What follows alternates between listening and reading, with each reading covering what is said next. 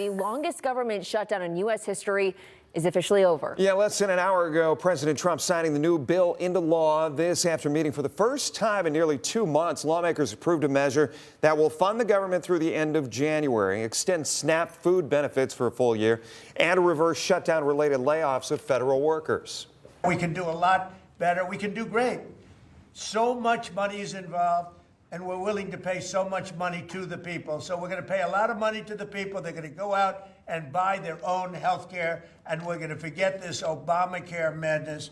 So with all of that, I just want to tell you the country has never been in better shape. We went through this short-term disaster with the Democrats because they thought it would be good politically, and it's an honor now to sign this incredible bill and get our country working again. Thank you very much. The president's signature ended the longest shutdown in U.S. history on the 43rd day. And with tonight's vote by the House, the attention now turns to the future. What has this shutdown done to both parties, and what should Americans expect moving forward? Steve Iwanek spoke with multiple House members. Steve, what did they tell you? Well, to start things off, guys, Republican Representatives Bob Latta and Tim Walberg told me it's about time that D.C. got money back in American families' pockets. But that's just the first step. What happens next, including debates over health care and future spending, is still being decided. After weeks of gridlock in Washington and hours of debate, the bill is passed.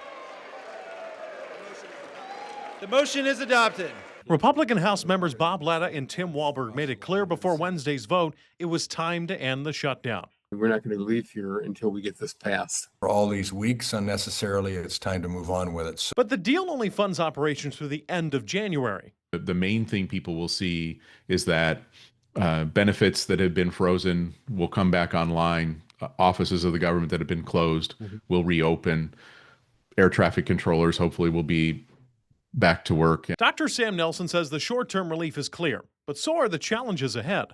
Some Democrats have criticized the 8 senators who joined Republicans to back the deal, saying their party didn't fight hard enough. They got the message back in March that they needed to fight harder, and that's what you saw here, but not as much as many outside who are within the party would like to have seen. Part of the agreement includes a promise to debate extending Affordable Care Act subsidies, something Walberg says he won't support. I will not be voting for a supplemental, mainly because Obamacare was failed from the start. It would never work. It hasn't worked. It's getting worse. And the only way that they can make it still function is by propping it up with taxpayer dollars to supplement insurance companies. Nelson says the outcome of that debate could divide Republicans, especially if premiums climb. People are going to be paying increased ACA premiums if the subsidies are not extended, which I think they probably won't be. And so that dynamic is going to play out. That's going to put more pressure on Republicans. House Democrats have also criticized a provision that would allow senators to sue for at least $500,000 if federal investigators search phone records without notifying them. Democrat Rep. Marcy Kaptur calls it unethical. These senators, with their House allies, are lining their own pockets. I say no more tax breaks to billionaires and no payoffs to U.S. senators. For Latta, his focus now is on building a responsible budget and avoiding another shutdown. You're $38 trillion in the hole already, and you didn't participate in any of it.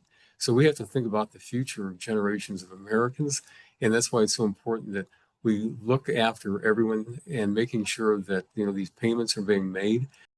The vote was 222 votes yes and 209 votes no. 6 Democrats voted along with the majority of the GOP.